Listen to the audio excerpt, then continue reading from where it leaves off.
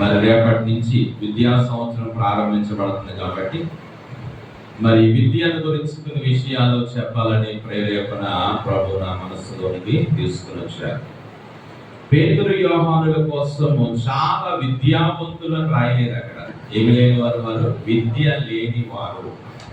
English బైబిల్లో ఏమని రాశాడంటే no education అని అన్నాడు. ఇంకో మరి భాష లేక వేరే ట్రాన్స్లేషన్ ఇల్లిటరేటెడ్ అని అంటారు. ఏమండి, వారు చదవలేదు, వారు వ్రాయలేదు, విద్య లేని పామర. ఈరోజున విద్య చాలా అవసరం ప్రతి మానవునికి కూడా. ఏం కావాలండి? విద్య. లోకంలో ఒక సామెత ఉంది కదా, విద్య లేని వాడు గాలి గుర్తించదు వింత పశువు. విద్య లేని వాడు వింత పశువు అనేటువంటి వాడుక కూడా ఉంది. విద్య నిజమే, నేటి దినాల్లో ఇంకా చాలా విద్య ఏంటంటే అవసరం. పూర్వపు దినాల్లో అయితే మరి విద్య లేకపోయినా ఏదో రకంగా అయిపోయింది జీవితం. కానీ ఈ రోజుల్లో అయితే విద్య లేకపోతే చాలా కష్టం, చదువు లేకపోతే చాలా కష్టం. చదువు చాలా అవసరం. కాబట్టి ఇప్పుడు మమ్మల్ని తీసుకెళ్లి పాస్టర్ గారు గేదెలేసి జిల్లాలో ఉన్నాడు, ఈయన వాక్యం చెప్తాను పోరండి.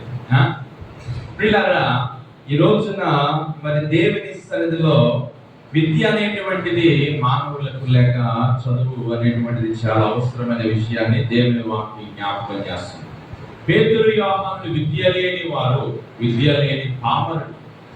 పిల్లరా, దేవుని యొక్క సన్నిధిలో ఈ రోజున మనము వాక్యాన్ని ఏ కోణంలో ధ్యానం చేయబోతున్నామని అంటే, మనము ఆత్మీయముగా ఎలాంటి విద్య కలిగి ఉండాలి అనే విషయాన్ని చెప్పాలనుకుంటున్నాను. మనం ఆత్మీయముగా ఏ విద్య కలిగి ఉండాలి? మనం ఆత్మీయమైన విద్యార్థులు మనం అందరం కదండి. ఇప్పుడు మీరందరూ ఎవరంటే ఆత్మీయమైన విద్యార్థులు. నేను మీరు అందరము కూడా ఏమంటే స్పిరిచువల్ స్టూడెంట్స్ అనే విషయాన్ని మనం తెలుసుకోవాలి. మనం ఒకవేళ పిల్లల్లాగా ప్రతిరోజు స్కూల్కి వెళ్ళట్లేదు, కాలేజీకి వెళ్ళట్లేదు, కానీ ప్రియులారా మనం లోకరీతిగా విద్యార్థులం కాదు, కానీ ఆత్మీయముగా మనం ఎవరమంటే విద్యార్థులం. మనము బ్రతుకు కాలం అంతా కూడా ఎవరమంటే విద్యార్థులమే. మన విద్య ఒక రోజుతో అయిపోయే విద్య కాదు, ఒక సంవత్సరంతో లేకపోతే 10 years కోర్సు 3 years కోర్సు అయిపోయేటువంటిది కాదు. మన లైఫ్ లాంగ్ స్టూడెంట్స్ అన్నమాట. మన జీవిత కాలం అంతా కూడా మనం ఏం చేయాలంటే నేర్చుకుంటూనే ఉండాలి విద్య. హల్లెలూయా.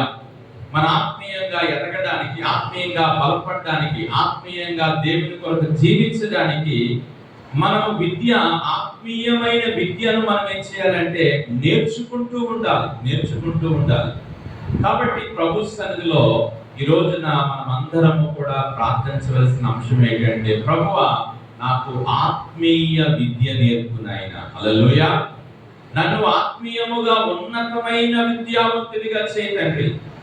లోకరీతిగా నేను ఒకవేళ మరి చదువుకోలేదు పెద్దగా, లోకరీతిగా నాకు డిగ్రీ లేవు, లోకరీతిగా నేను ఏమి పెద్ద కోర్సులు చేయలేదు, చదవలేదు, కానీ ఆత్మీయముగా నేనేమవ్వాలంటే ఒక ఉన్నతమైన విద్యావంతుడు అవ్వాలి నాయనా. హల్లెలూయా.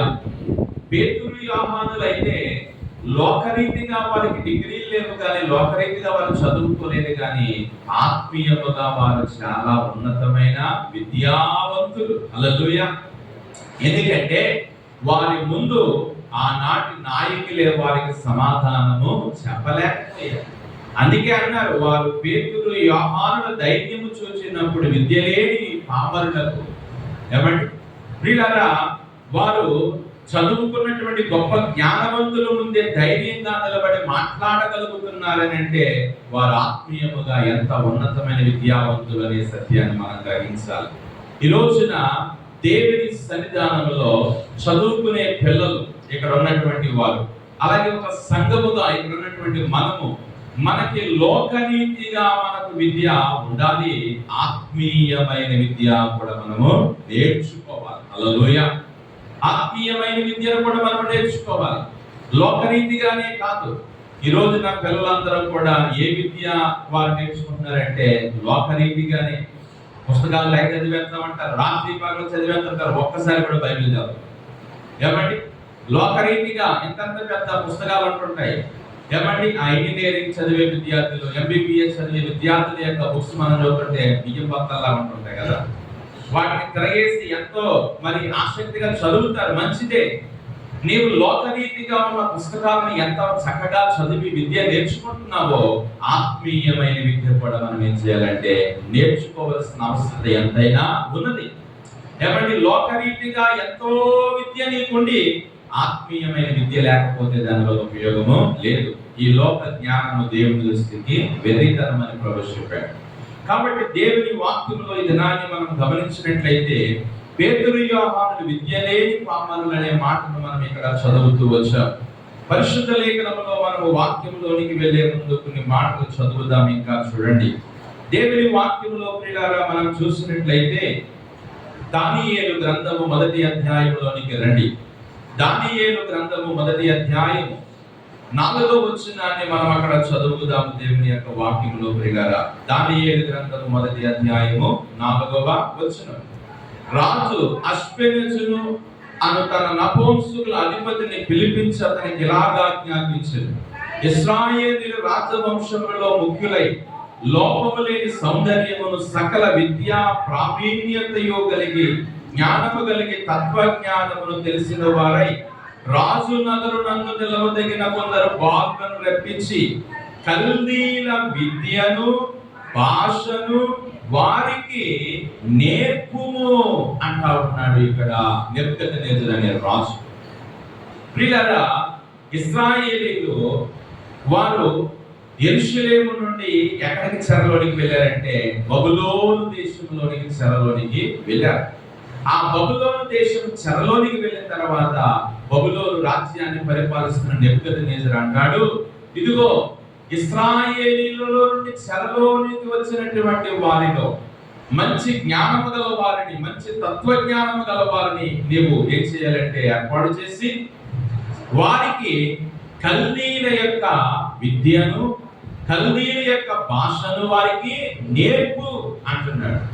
అందులో ఏర్పరచబడిన వారు ఎవరంటే షద్రకు, మేషకు, అబేద్నెగో, దానియేలు. ఈ నలుగురిని రాజు ఏర్పాటు చేసుకుని వారికి కల్దీల యొక్క విద్యను, కల్దీల యొక్క భాషను వారికి నేర్పించారు. ప్రియులారా, మనము కూడా ఎప్పుడైనా ఈ యొక్క రాష్ట్రం నుండి మనం ఆంధ్రాలో ఉన్నాం, ఏదో కొన్ని పరిస్థితులను బట్టో, కొన్ని వ్యాపార రీత్యో, ఉద్యోగ రీత్యో వేరే రాష్ట్రానికి మనం వెళ్ళామంటే ఆ రాష్ట్రం యొక్క భాష మనకి ఏమై ఉండాలంటే వచ్చి ఉండాలి. ప్రారంభంలో రాకపోయినా అక్కడికి వెళ్ళిన తర్వాత కొంచెం రోజులు గడిచేపోతే మనం ఆ భాషను ఏం చేయాలి, నేర్చుకోవాలి. అక్కడ ఉండాలి. అక్కడ మనం వ్యాపారం చేయాలంటే, ఉద్యోగం చేయాలంటే మనం కమ్యూనికేట్ చేయాలి. కాబట్టి ప్రజలతో ఆ యొక్క రాష్ట్రం యొక్క పద్ధతులు మనం తెలుసుకోవాలి, నేర్చుకోవాలి. అక్కడ భాషను మనం నేర్చుకోవాలి. అలాగా ఇక్కడ దానియేలు, షద్రకు, మేషకు, అబేద్నెగోలు ఎప్పుడైతే వారు బబులోను దేశానికి వచ్చారో ఆ బబులోను యొక్క రాజు అంటున్నాడు, వీరికి కల్దీల యొక్క భాషను, విద్యను వారికి నేర్పించండి అంటున్నాడు.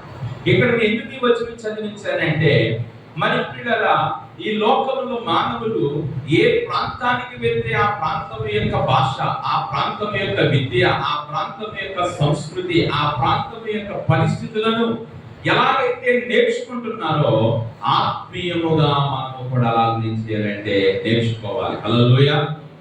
ఆత్మీయమైన విషయాలు తెలుసుకోవాలి, ఆత్మీయ సంగతులు మనం నేర్చుకోవాలి, ఆత్మీయమైన విద్యను మనం నేర్చుకోవాలి. ఏమండి అందుకన్నాడు, యెహోవా ధర్మశాస్త్రము నందు ఆనందించుచు దివారాత్రములు దానిని ధ్యానించువాడు ధన్యుడు. దేవుని బిడ్డలారా, ఈ రోజున ఆత్మీయమైన విద్యావంతుడిగా నీవు ఉన్నావా అనే ప్రశ్న దేవుడు మనకి వేస్తా ఉన్నాడు. ఆత్మీయముగా నీవు ఒక విద్యార్థిలాగా దేవుని యొక్క పాఠాలను నేర్చుకోగలుగుతున్నావా అనే విషయాన్ని ప్రభు మనకి నేర్పిస్తా ఉన్నాడు. చూద్దాం, ఇంకొక మాట మనం చూద్దాం పిల్లగా. పరిశుద్ధ లేఖనంలో మనం చూసినట్లయితే అపోస్తుల కార్యాలు 7వ అధ్యాయం, అపోస్తుల కార్యాలు 7వ అధ్యాయం 22వ వచనాన్ని మనం చదువుదాం పిల్లలు. మోషే ఐగుప్తీల సకల విద్యను అభ్యసించి మా మాటల యందును కార్యముల యందును ప్రవీణుడై ఉండెను అనే మాట మనం చూస్తున్నాం. మోషే ఐగుప్తీల సకల విద్యను, వాస్తవానికి మోషే ఎవరంటే హెబ్రీయుడు. ఐగుప్తీయుడు కాదు. మోషే హెబ్రీయుడు ప్రియులారా. కానీ ఎప్పుడైతే తన తల్లి ఆ బిడ్డ మోషే పుట్టినప్పుడు ఒక రూల్ వచ్చింది, ఏమని? మగ బిడ్డలందరినీ చంపేయండి, హెబ్రీ స్త్రీలు కనేటువంటి మగ పిల్లలందరినీ చంపేయండి, ఆడపిల్లనైతే బ్రతకనివ్వండి అన్నారు. అలాంటి పరిస్థితుల్లో మోషే పుట్టాడు. 3 నెలలు దాచింది ఆ తల్లి. ఇక దాయలేకపోయింది. 3 నెలల తర్వాత ఒక జమ్ము పెట్టి చేసి నైలు నదిలో వదిలేసినప్పుడు ఆ పెట్టే రాజు యొక్క కుమార్తె ఏటి స్నానం చేస్తుంటే ఆమె యొద్దకు వచ్చింది. ఆ రాజు గారి కుమార్తె ఆ బిడ్డను తీసుకుంది. ఏమండి పిల్లరా, మరి మోషే ఆయన బాల్యము నుంచి 40 సంవత్సరాలు ఎక్కడ పెరిగాడంటే రాజ వంశంలో పెరిగాడు. హల్లెలూయా. మోషే పుట్టిన 3 నెలల తల్లి దాచింది. 3 నెలల తర్వాత దాయలేకపోయింది. ఆ 3 నెలల తర్వాత నుంచి పిల్లల మోషే ఎక్కడ పెరిగాడంటే రాజవంశంలో పెరిగాడు. ఈ యొక్క 40 సంవత్సరాలు కూడా మోషే ఐగుప్తులో ఉండి ఏం చేశాడంట? ఐగుప్తీయుల సకల విద్యను, ఏకమాట అతనికి మోషే ఐగుప్తీయుల సకల విద్యను అభ్యసించి మాటల యందును కార్యముల యందును ప్రవీణుడై ఉండెను. హల్లెలూయా. ఒక హెబ్రీయుడై ఉండి ఏ విద్య నేర్చుకున్నాడు? ఐగుప్తీయుల విద్యను నేర్చుకున్నాడు. ఒక హెబ్రీయుడై ఉండి ఐగుప్తు దేశంలో ఉండి ఐగుప్తీయుల సకల విద్యను ప్రావీణ్యతను నేర్చుకున్నాడు. నేను ఎందుకు ఈ వచనం చదివిస్తున్నానంటే ప్రియులారా, మరి ఇక్కడ చూసినట్లయితే దానియేలు, షద్రకు, మేషకు, అబేద్నెగోలు వారు యూదులై ఉండి వారు ప్రియులారా బబులోను దేశానికి వెళ్ళి ఎలాగైతే కల్దీల భాషను విద్యను నేర్చుకున్నారో అలాగే మోషే ఒక హెబ్రీయుడై ఉండి అతడు ప్రియులారా మరి ఐగుప్తుకు వెళ్ళి ఐగుప్తీయుల సకల విద్యను భాషను ఎలా నేర్చుకున్నాడో మనము ఆత్మీయులమై ఉండి ఆత్మీయ విద్యను మనం ఏం చేయాలి? నేర్చుకోవాలి. హల్లెలూయా. కొన్నిసార్లు చాలా మంది ఎంతో కాలం నుండి మందిరానికి వస్తారు కానీ బైబిల్లో ఓనామాలు కూడా తెలియదు, బైబిల్ వాక్యంలో ఉన్న విషయాలు తెలియదు, ఎందుకు వస్తున్నారో మందిరానికి, ఎందుకు వెళ్తున్నారో తెలియదు. ఏమండి, ఏమి నేర్చుకున్నారు మీరు ఎంతకాలం ప్రభు మందిరానికి వచ్చి? ఏమి నేర్చుకున్నావు ఎంతకాలం దేవుని సన్నిధికి వచ్చి? ఒక పాట పాడడం నేర్చుకున్నావా? వాక్యం చదవడం నేర్చుకున్నావా? ప్రార్థన చేయడం నేర్చుకున్నావా? ఆత్మీయముగా ఏమైనా విషయాలు నేర్చుకున్నావా? బైబిల్ సారాంశం ఏంటో నేర్చుకున్నావా? బైబిల్లో ఏ విషయాలు ఎక్కడున్నాయో కొంచెమైనా నీకు అవగాహన ఉందా లేదా అనే విషయాన్ని ఈ రోజున ప్రభు అడుగుతా ఉన్నాడు. కాబట్టి ప్రియులారా, మన జీవితంలో ఈ విద్య అనే మాట మీద ఈ రోజు ప్రభు మనకి నేర్పిస్తున్నాడు. మరి దానియేలు వలె, మోషే వలె మనము ప్రియులారా ఆత్మీయమైన విద్యను ఏం చేయాలంటే నేర్చుకోవలసిన అవసరత ఉంది. ఇంకొక మాట మనం చూసి దేవుని వాక్యంలోనికి వెళదాం. చూడండి ప్రియులారా, సామెతల గ్రంథంలోనికి మనం వచ్చినట్లయితే అక్కడ ఒక మాటను ఇలాగా చెబుతా ఉన్నాడు. సామెతల గ్రంథం 16వ అధ్యాయము, సామెతల గ్రంథము 16వ అధ్యాయము 23వ వచనాన్ని చదువుతాం. జ్ఞానిని హృదయము వాని నోటికి తెలివి కలిగించును, వాని పెదవులకు విద్య విస్తరింప చేయును. హల్లెలూయా. విద్య ఏం చేస్తుందంట? విస్తరింప చేస్తారు. ఏమండి ప్రియులారా, జ్ఞానము గలవాడు తన విద్యను ఏం చేసుకుంటాడంటే ఇంకా దాన్ని పెంచుకుంటాడు. నాకు ఇది చాలే, ఎంతవరకు చాలే అనుకోడు. నేర్చుకోవడానికే, ఇంకా ఏదో ఒకటి తెలుసుకోవడానికే ప్రయత్నం చేస్తాడు. ప్రియులారా, మరి చదువు అనేటువంటి దానికి ఒక ఫుల్ స్టాప్ లేదు. ఏమండి, మనం చదవాలే కానీ ఎంతైనా చదవచ్చు. ఏమండి, అలాగ చదవడం చాలా కొంచెం ప్రమాదమే. ఏమంటే చదవకముందు కాకరకాయ అన్నట్టు చదివేక కేకరకాయ అన్నట్టు అంటారు. చదువు ఎక్కువైపోతే కొన్నిసార్లు మనుషులకు బుర్ర పాడైపోతుంది. ఏం మాట్లాడతారో ఏమంటారో కూడా తెలియదు. పిల్లరా, ఇక్కడ వాక్యంలో మనం చూసినట్లయితే విద్య విస్తారమవుతుంది. నేను అంటాను, మనం భౌతికమైన విద్య పెరగడమే కాదు, ఆత్మీయమైన విద్య కూడా ఇవ్వాలి. పిల్లరా, దేవుని సన్నిధిలో నేను ఎంతవరకు కొన్ని పరిచయపు మాటలు మీకు చెప్పాను. ఈ పరిచయపు మాటలు మనసులో పెట్టుకుని ఇప్పుడు మనము కొన్ని విషయాలు తెలుసుకుందాం. ఆత్మీయముగా మనం ఎలాంటి విద్య నేర్చుకోవాలో కొన్ని విషయాలు నేను ఈ రోజు మీకు చెప్పి ప్రార్థన చేసి నేను ముగించాలని ఆశపడుతున్నాను. ఆత్మీయముగా ఎలాంటి విద్య మనం నేర్చుకోవాలి? ఎలాంటి విద్యావంతులుగా మనం ఉండాలి, ఏ విషయాన్ని పిల్లరా మనం నేర్చుకోవాలో పరిశుద్ధ లేఖనంలో మనం చూద్దాం పిల్లరా. దేవుని వాక్యంలో మనం గమనించినట్లయితే చూడండి, వాక్య లేఖనంలోనికి మనం వచ్చినట్లయితే పిల్లరా, మొట్టమొదటి మాట మనం చదువుదాం. చూడండి, ఎజ్రా గ్రంథము 7వ అధ్యాయము, ఎజ్రా గ్రంథము 7వ అధ్యాయము 6వ వచనాన్ని మనం చదువుకుందాం పిల్లరా. ఈ ఎజ్రా ఇశ్రాయేలీయుల దేవుడని యెహోవా అనుగ్రహించిన మోషే యొక్క ధర్మశాస్త్రమునందు ప్రావీణ్యత గల శాస్త్రి మరియు అతని దేవుడని యెహోవా హస్తం అతనికి తోడుగా ఉన్నందున అతడు ఏ మనవి చేసినను రాజు అనుగ్రహించును. హల్లెలూయా. ఈ ఎజ్రాను గురించి ఇక్కడ మనం చూస్తున్నాం. ఎజ్రా ఈ మోషే యొక్క ధర్మశాస్త్రమునందు ప్రావీణ్యత గల శాస్త్రి. నేను మొట్టమొదట ఏ విద్య మనకి కావాలనంటే వాక్యమును మనము బాగా ఎరిగినటువంటి విద్యార్థులుగా ఉండాలి. హల్లెలూయా. వాక్యము ఏమని, వాక్యమునందు ఎజ్రా ప్రావీణ్యత గల శాస్త్రి, వాక్యమును బాగా ఎరిగినవాడు. అంటే నేనేం చెప్పాలంటే వాక్యమును బాగా నేర్చుకున్నాడు. ఎవరో? ఎజ్రా. ఎజ్రా దేవుని ధర్మశాస్త్రమును బాగా దాన్ని నేర్చుకున్నాడు, ధ్యానించాడు. ఏమండి, ఈ రోజున నేనేమంటానంటే మొట్టమొదట నీకు ఏ విద్య ఉండాలంటే వాక్యమును చదివే విద్య నీకు ఉండాలి. హల్లెలూయా. ఏమండి, వాక్యముతో మనము చక్కటి జ్ఞానం సంపాదించుకుంటాం. ఇందాక దాన్ని జ్ఞాపకం చేసుకున్నాం, అనుదినము దివారాత్రులు దాన్ని ధ్యానించువాడు ధన్యుడు. ప్రియులారా, వాక్యమును ఎంత నీవు నేర్చుకుంటున్నావు? మనం పిల్లలకి చాలాసార్లు పుస్తకాలు తీయండి, చదవండి, పుస్తకాలు తీయండి, చదవండి అని చెప్తా ఉంటాం. మనం ఎప్పుడైనా బైబిల్ చదివే విద్యార్థులుగా ఉన్నామా లేదా? అది మనం ఆలోచించాలి. మనము చదవడం నేర్చుకోవాలి, వారికి చదవమని మనము చెప్పాలి. ప్రియులారా, దేవుని వాక్యం బాగా నేర్చుకున్న విద్యార్థి ఈ ఎజ్రా.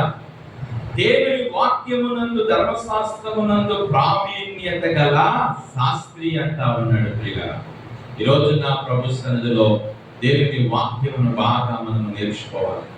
ప్రియులారా, మరి ఆలోచన చేసినట్లయితే లోక విషయాలు, లోక సంబంధమైన వాటిని మనం నేర్చుకోవడంలో ఉపయోగం లేదు, కానీ దేవుని వాక్యమును మనం నేర్చుకున్నట్టు వలన మనం చాలా ఉన్నతమైన మరి ఆత్మీయ జీవితాన్ని కలిగిన వారముగా ఉంటాము అనే విషయాన్ని ఇదనున్న దేవుని వాక్యం సెలవిస్తా ఉంది. ప్రియులారా, దేవుని వాక్యమును దివారాత్రులు ధ్యానిస్తూ దాన్ని మనం నేర్చుకుంటూ, ప్రియులారా, ఇందాక మనం 19వ కీర్తనలో ఈ రోజు చదువుకున్నాం కదా, ఏమన్నాడు? వాక్యం యొక్క విలువ గురించి మనం నేర్చుకున్నాం. వాక్యము ఎంత గొప్పదో అక్కడ రాస్తున్నాడు. 7వ వచనం నుండి మళ్ళీ చదవండి. యెహోవా నియమించిన ధర్మశాస్త్రం యథార్థమైనది, ప్రాణమును తెప్పరిల్ల చేయును. యెహోవా నమ్మదగినది, బుద్ధిహీనులకు జ్ఞానము పుట్టించును. యెహోవా ఉపదేశము నిర్దోషమైనది, అది హృదయమును సంతోషపరచును. యెహోవా ఏర్పరిచిన ధర్మము నిర్మలమైనది, అది కన్నులకు వెలిగించును. చాలండి. చూడండి, వాక్యము ఎంత గొప్పది అనేది ఈ 19వ కీర్తన 7వ వచనం నుండి భక్తులు రాస్తా ఉన్నారు. నిర్మలమైనది, పవిత్రమైనది, నిర్దోషమైనది, విలువైనది, బంగారు కంటే కోరదగినది, దేని కంటే తీయనైనది. దాన్ని నీవు చదివితే, దాన్ని నేర్చుకుంటే దాని వల్ల నీకు గొప్ప లాభము కలుగుతా ఉంది. హల్లెలూయా. పిల్లరా, ఆత్మీయ విద్యలో మొదటి మాట ఏంటంటే వాక్యమును మనము బాగా ఏం చేయాలి? నేర్చుకోవాలి. వాక్యాన్ని చదువుతూ ఉండాలి, వాక్యాన్ని వింటూ ఉండాలి, వాక్యాన్ని ధ్యానిస్తూ ఉండాలి. వాక్యమును పిల్లలు బాగా మనము తెలుసుకోవాలి. అప్పుడు మనము ఆత్మీయముగా నేనేమంటానంటే గొప్ప విద్యావంతులు అవుతాం మనం. హల్లెలూయా. ఆత్మీయముగా మనం చాలా విద్యావంతులు అవుతాం.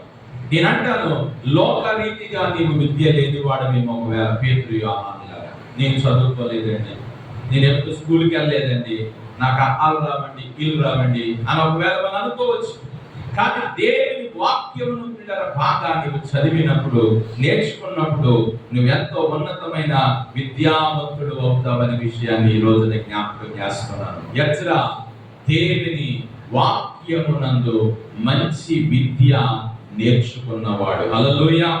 ఎజ్రా వలె మనము కూడా వాక్యమునందు ఏమండి మంచి విద్యావంతులు అవ్వాలని దేవుడు కోరుతా ఉన్నాడు. ప్రభువా, ఇదిగో ఆత్మీయమైనటువంటి రీతిలో వాక్యమును బాగా ఎరిగిన విద్యార్థిగా నన్ను చేయదండి. హల్లెలూయా.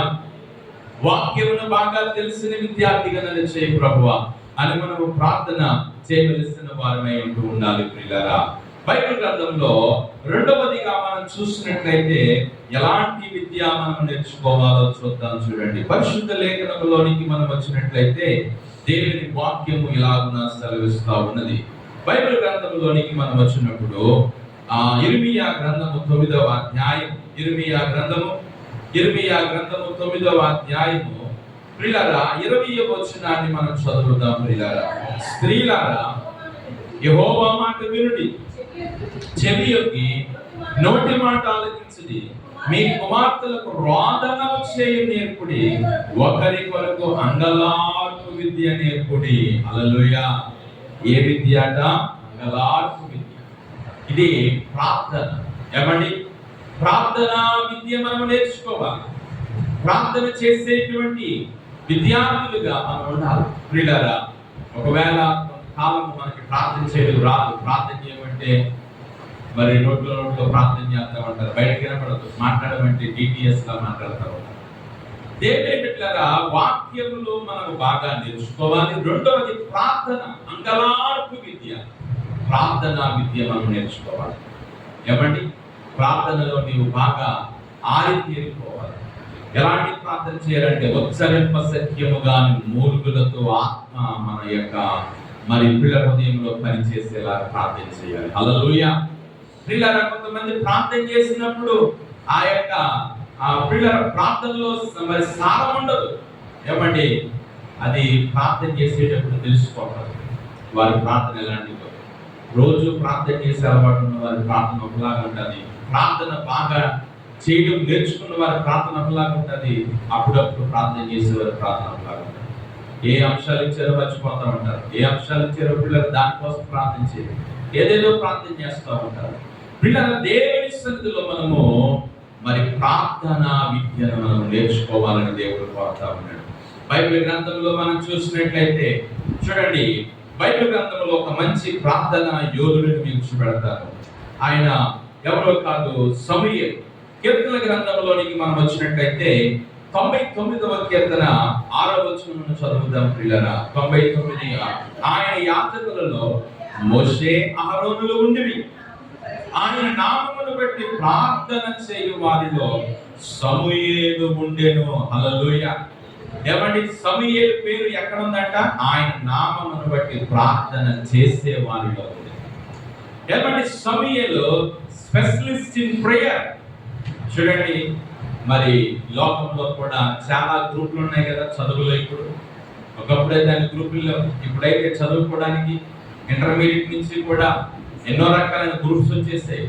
డిగ్రీకి ఎన్నో రకాల గ్రూపులు, ఇంజనీరింగ్ లో ఎన్నో రకాల గ్రూపులు, రకరకాలైనటువంటి గ్రూప్స్ వచ్చాయి.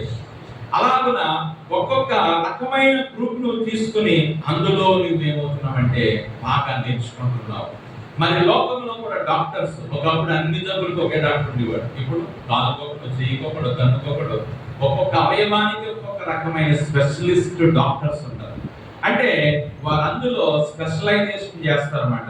ఆ యొక్క అవయవము మీదే వారు బాగా డీప్ అండ్ డెప్త్ స్టడీ చేసి ఆ యొక్క అవయవానికి వారు డాక్టర్లు అవుతారు. ఇక్కడ చూసినట్లయితే సమూయేలు ప్రార్థనలో బాగా ఏం చేశాడంటే ఆయన ఎదిగాడు. అందుకే ఆయన నామమును బట్టి ప్రార్థన చేసే వాళ్ళు ఎవరున్నారు? సమూయేలు ఉన్నాడు. సమూయేలు ప్రార్థన విద్యావంతుడు, ప్రార్థన బాగా నేర్చుకున్నాడు. అందుకే ఇశ్రాయేలు అందరూ సమూయేలు కోరుకున్నదంటే మా నిమిత్తము ప్రార్థన చేయుట మానవద్దు నీవు అని సమూయేలు మొదటి గ్రంథం 7వ అధ్యాయం 8వ వచనం చదువుతాం. తర్వాత మరి సమూయేలు గ్రంథము 12వ అధ్యాయంలో అంటాడు, మీ నిమిత్తము నేను ప్రార్థన చేయకపోవడం వలన నీవు యెహోవాకు విరోధముగా పాపం చేసిన వాడు అడుగును అంటాడు. అంటే ప్రార్థన ఎంత గొప్ప మరి ఇక్కడ విలువైనది అనేది సమూయేలు ఎరిగి ప్రార్థనా విద్యను బాగా నేర్చుకున్నాడు. ఈ రోజున ఏ విద్య వచ్చి మనకి బాగా తిరగడం వచ్చాడు అంటారు పిల్లలు కొన్నిసార్లు. ప్రియులారా, ఏ విద్యను మనం నేర్చుకుంటున్నాం? వాక్యంలో విద్య లేదు, నీకు ప్రార్థనలోని విద్య లేదు. ఏ విద్య లేకపోతే ఎలాగ మనం ప్రియులారా? కాబట్టి రెండవదిగా మనం చూస్తున్నట్టయితే ప్రార్థనా విద్య, అంగలార్పు విద్య నేర్పండి మీ పిల్లలకి. హల్లెలూయా. ప్రియులారా, దేవుని సన్నిధానంలో ఈ రోజు మనం గమనించినట్లయితే ఒకటి ఎజ్రా వాక్యమునందు ప్రావీణ్యత గల శాస్త్రి, రెండు మోషే మరి సమూయేలు ప్రార్థన యందు మంచి ఉన్నతమైన మరి విద్య నేర్చుకున్నట్లుగా మనం చూస్తా ఉన్నాం. మూడవదిగా మనం చూసినట్లయితే దేవుని యొక్క బిడ్డలారా, మనము ఏ విద్య మనం నేర్చుకోవాలో చదువుదాం. చూడండి, దినవృత్తాంతముల మొదటి గ్రంథము 8వ అధ్యాయం, దినవృత్తాంతముల మొదటి గ్రంథము 8వ అధ్యాయము 40వ వచనాన్ని మనం చదువుదాం. ఓలాము కుమారుడు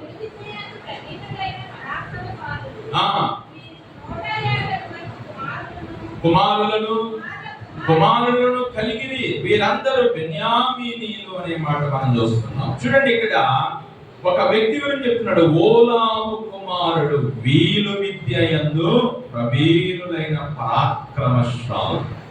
వీలు విద్య అంటే ఏంటి అర్థం? వీలు విద్య అంటే బాణములను బాగా ప్రయోగించేటువంటి విద్య. They were very talented in bow. బాణములను బాగా వేయడం బాగా తెలుసు. నిన్న చెప్పారు కదా, మీటింగ్ వచ్చిన పిల్లలు మాస్టర్ గారు ఇంటికి ఎలా ఉంటాను క్యాటర్ బాల్తో కొట్టేవాడు చెప్పాడా? క్యాంపర్తో మర్చిపోయారు. ఆడు కొట్టేడు అని అంటే పెట్టేమైపోతుందంటే రాలిపోతాడు, అలా కొడుతున్నాడు. సో ఇక్కడ కూడా మనం చూస్తున్నాం, ఓలాము కుమారుడు వారు బాణములను ప్రయోగించుటలో విద్య, బాగా విద్యావంతులు. దీని అర్థం, ఆత్మీయ అర్థం ఏంటంటే శత్రువుతో యుద్ధం చేసే విద్య మనం నేర్చుకోవాలి. హల్లెలూయా. మూడవది, మనకు ఏ విద్య రావాలంటే శత్రువులతో యుద్ధం. మన ఆత్మీయ జీవితంలో మనకి పిల్లల శత్రువుతో యుద్ధమే.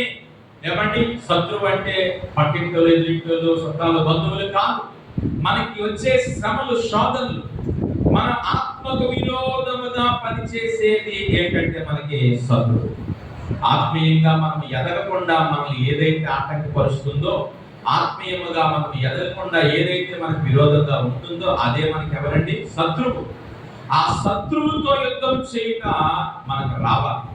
ఏమండి, అందుకే పౌలు భక్తుడు ఎఫెసీ పత్రికలో రాస్తా ఉంటాడు. ఏమనంటే, మనము పోరాడున్నది శరీరులతో కాదు కానీ ప్రధానులతోనూ, అధికారులతోనూ, దుష్ట అంధకార శక్తులతోనూ. ప్రియులారా, హల్లెలూయా. అందుకు మనం సర్వాంగ కవచం ధరించుకోవాలంటాడు. రక్షణ అనే శిరస్త్రాణము, నీతి అనే మైమరుగు, వాక్యం అనే ఖడ్గము, ఇలాగ చాలా విషయాలు అక్కడ చెప్తా ఉంటాడు. ఇవన్నీ మనము కలిగి ఉంటే అప్పుడు శత్రువును మనం ఏం చేయగలమంటే ఎదిరించగలం.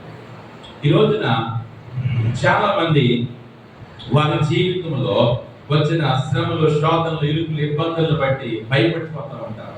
ఎందుకు భయపడతారంటే శత్రువుతో ఏం చేయడం రాదు వారికంటే యుద్ధం చేయడం రాదు. యుద్ధం చేయడం రానుడేమవుతాడు? భయపడి అమ్మో ఏంటని అల్లిపోతాడు.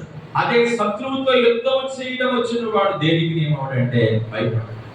గొలియాతుతో యుద్ధం చేయడానికి అందరూ ఏమైపోయారు? భయపడాడు. సౌలు రాజు కూడా భయపడడానికి వెళ్ళిపోయాడు. కానీ దావీదు, నేనున్నాను, గొలియాతుతో యుద్ధము చేస్తానన్నాడు. ప్రియులారా, ఎందుకంటే దావీదు యుద్ధమును నేర్చుకున్నవాడు. హల్లెలూయా.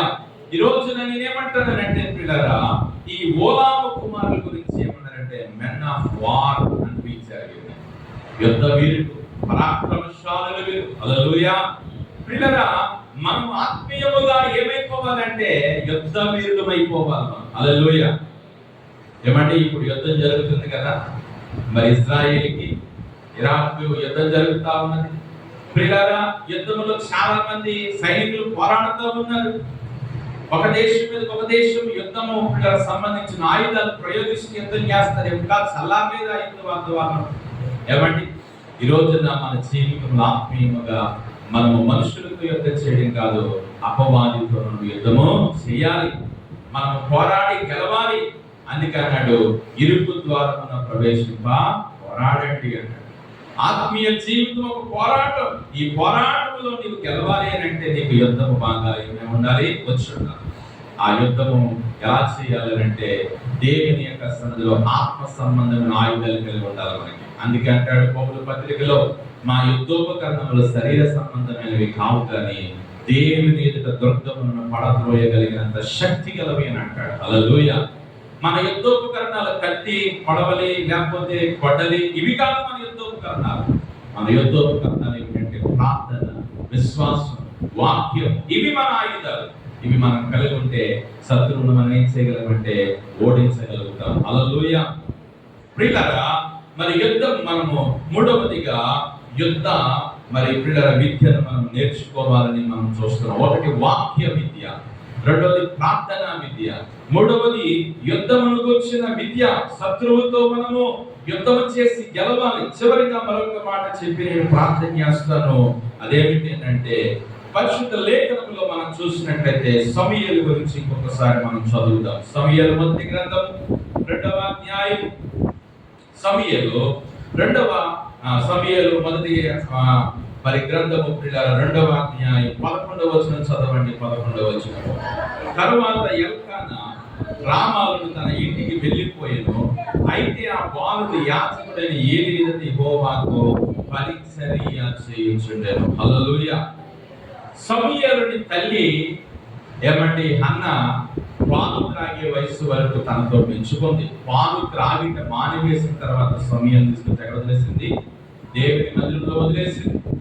ఈ మందిరంలోనికి సమూయేలు వదిలేసి ఎల్కానా అలాగనే హన్న వారందరూ ఇంటికి ఏమైపోయారు? వెళ్ళిపోయారు. ఇప్పుడు బాలుని ఆయన చిన్నతనము నుండి కూడా దేవుని మందిరంలో ఏం నేర్చుకున్నాడంటే పరిచర్య చేయడం నేర్చుకున్నాడు. మరి ఆనాడు మందిరం ఎలా ఉండేదో, ఏ రకమైన పరిచర్యలు అక్కడ ఉండేవో మనకు తెలియదు. నిజంగా మనం చూసినట్లయితే నేను అంటాను, 4వదిగా పరిచర్య విద్య మనం నేర్చుకోవాలి. హల్లెలూయా. పరిచర్య విద్య. మందిరంలో ఏ పరిచర్య నువ్వు చేయగలవు? ఏమండి, ఏ పరిచర్య నువ్వు చేయగలవు? ఏమండి, మన యొక్క సన్నిధిలో మనం ఏం చేయాలంటే, ఈ పని అంటే వాడు భలే చేస్తారండి, ఈ పరిచర్య ఆ అబ్బాయి అమ్మాయి భలే చేస్తారండి అనేటువంటి ఒక మంచి పేరును మనం సంపాదించుకోవాలి. బాలుడైన సమూయేలు బాల్యము నుండి దేవుని మందిరంలో ఏం చేస్తున్నాడంటే పరిచర్య. పాస్టర్ గారికి అందుబాటులో ఉంటున్నాడు, ఆయనకు అన్ని విషయాలు సహాయపడుతున్నాడు. ఆ మాట 2 సార్లు ఉంటుంది. 2వ అధ్యాయం 11 చదివే 3వ అధ్యాయం 1వ వచనం కూడా చదవండి. బాలుడైన సమూయేలు ఏలీ ఎదుట యెహోవాకు పరిచర్య చేయుచుండెను. హల్లెలూయా. ఏమండి, మందిరంలో నీకు ఏదైనా పరిచర్య చేయడం వచ్చా? మందిరంలో నీవు దేవుని కోసం ఏదైనా పరిచర్య చేయడం నీకు వచ్చా? నాకు రాదండి అని ఏదో రకంగా తప్పించి వెళ్ళిపోవడం కాదు. ఏదో ఒక పరిచర్యను మనం ఏం చేయాలంటే నేర్చుకోవాలి. వాయిద్యాలు వాయించడం అనేది ఒక పరిచర్య, మైక్ సిస్టమ్ ఆపరేట్ చేయడం అనేది ఒక పరిచర్య, మందిరాన్ని శుద్ధి చేసి అన్ని ఏర్పాట్లు చేయడం అనేది ఒక పరిచర్య. అనేక రకాలైన పరిచర్యలు దేవుని సన్నిధిలో ఉన్నాయి. ఏ పరిచర్య విద్య నువ్వు నేర్చుకుంటున్నావు? ఏమండి, ఈ రోజున ఈ విషయాన్ని మనం గమనించాలి. మనము దేవుని సన్నిధిలో సమూయేలులాగా పరిచర్య విద్య నేర్చుకోవాల్సిన అవసరత ఎంతైనా ఉన్నదని ప్రభు మనతో మాట్లాడుతున్నాడు.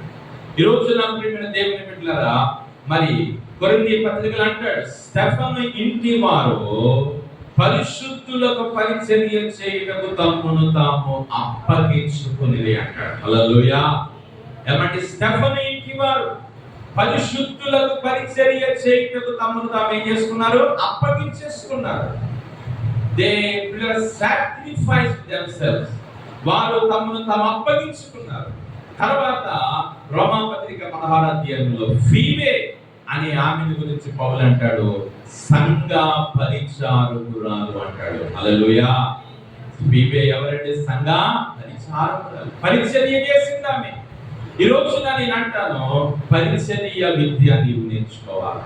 ప్రియమైన దేవుని బిడ్డలారా, ఇదనాన్ని దేవుని సన్నిధిలో మనము ఈ సంగతిలో గ్రహించాలి, తెలుసుకోవాలి. దేవుని సేవలో, దేవుని సన్నిధిలో ఆత్మీయమైనటువంటి విద్య నేర్చుకునే వారుగా మనం ఉండాలని ప్రభు కోరుతా ఉన్నాడు. హల్లెలూయా. ఈ రోజున మనం నేర్చుకున్న ఈ వాక్యాన్ని జ్ఞాపకం చేసుకుందాం. పేతురు యోహానులు విద్య లేని పామరులు అని తెలుసుకున్నాం. దేవుని బిడ్డల వారికి లోక విద్య లేదు, కానీ ఆత్మీయమైన విద్య.